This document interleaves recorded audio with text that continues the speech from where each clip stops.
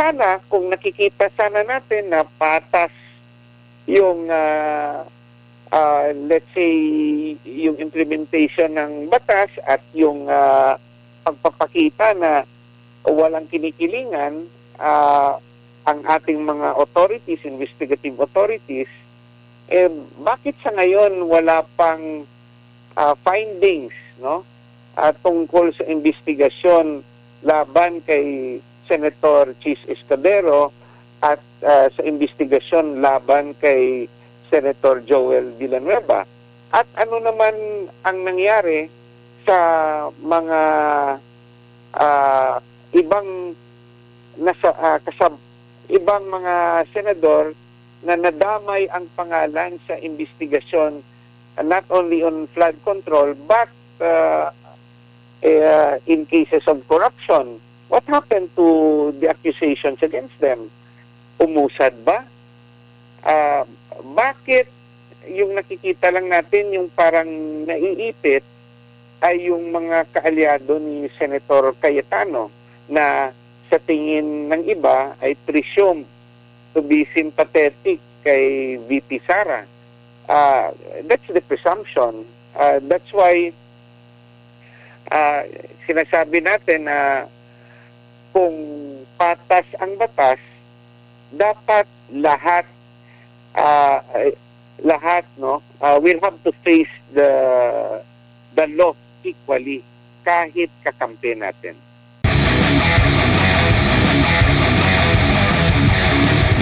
Dito naman po tayo sa impeachment, attorney, no? Meron pong mga nagpapalutang na baka hindi yung 16 ang gamitin, mas mababa pa doon. Marami silang mga sinesite na mga ruling daw, no? Lalo na involved ang mga senador. Ano po ang pananaw nyo po dito, attorney? Napakaklaro ang ating Philippine Constitution na nagsasabi na to convict in an impeachment, you need 2/3 votes of the entire Senate, no? So, membership ng Senado. So, sa 24, yung 2/3 is 16.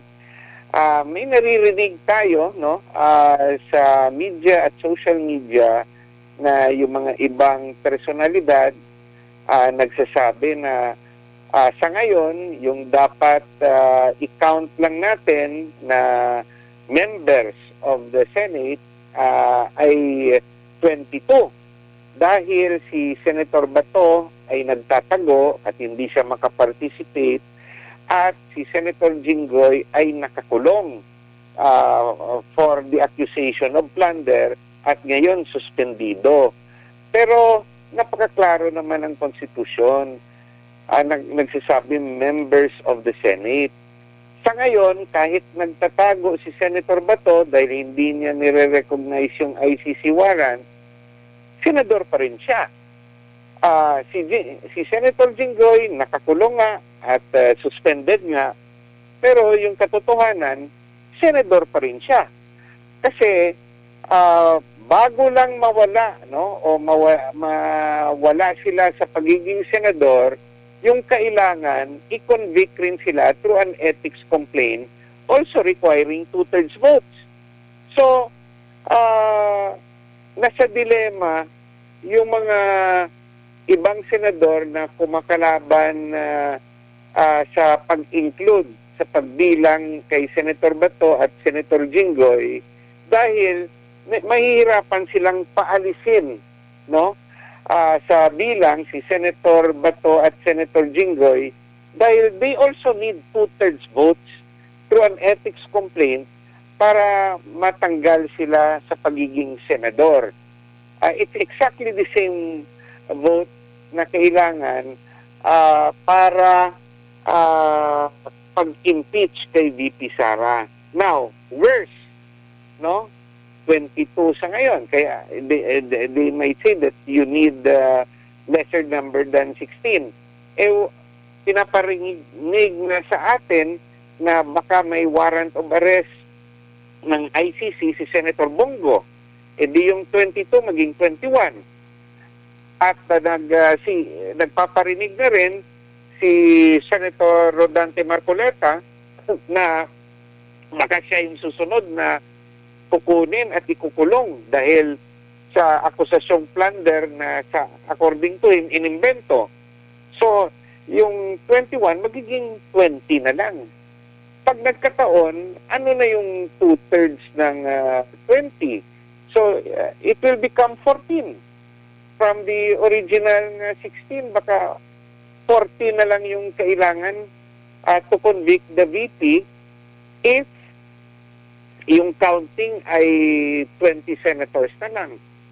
So imagine, sa ngayon, if we speak of the political divide of the Senate, there are already 13 senators na kaalyado ni Senator Win Gatchalian na we presume, no?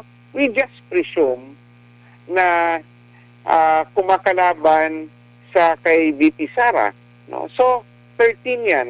Kailangan na lang nila ng isang boto at sabi ng iba kong kakilala ay mai-impeach na si VP Sara pag nagkaganon. Opo, at meron ding mga agam-agam na baka gamitin at sabihin na, halimbawa, yung nangyari po kay Senador Jinggoy Estrada na sinuspinde bilang sinuspindi siya, no? Senator, sa loob po ng 3 buwan ba yun? Baka ito na naman yung gamitin para mabawasan at mag-iba na naman yung numero, threshold, attorney. Yung suspension ni Senator Jinggoy is preventive suspension, no? Hindi siya pwedeng mag-function as senator at nasa batas yan na kapangyarihan, no, ng Sandigan Bayan. But in truth, hindi naman siya talaga makaka-function normally dahil nakakulong, no? But even siguro sa pagpirma, hindi na rin siya authorized during those 3 months dahil talagang preventively suspended siya legally. Now, if it is also applied sa iba, kasi gaya ni Senator Robin Padilla, may attempt na kakasuhan siya ng obstruction of justice, no? Or nakasuhan na, hindi ko alam yung sitwasyon, baka mabigla na lang tayo na patawan siya ng preventive suspension na let's say it's not a penalty but it is an authorized act given to the court, no? So if it happens, hindi siya makaparticipate. At pwede rin yan i-apply sa iba pang mga senador. Sana, kung nakikita sana natin na patas yung,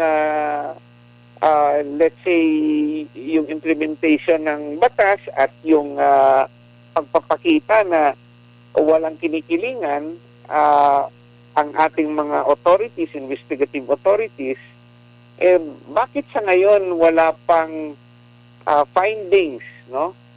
Tungkol sa investigasyon laban kay Senator Chis Escudero at sa investigasyon laban kay Senator Joel Villanueva. At ano naman ang nangyari sa mga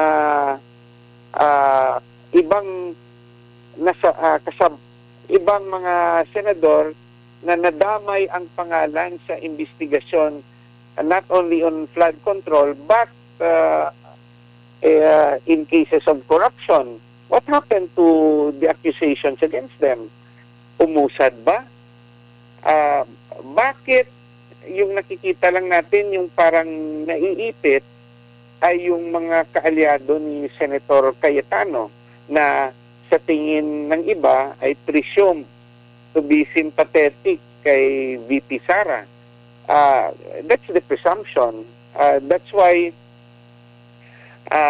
sinasabi natin na kung patas ang batas, dapat lahat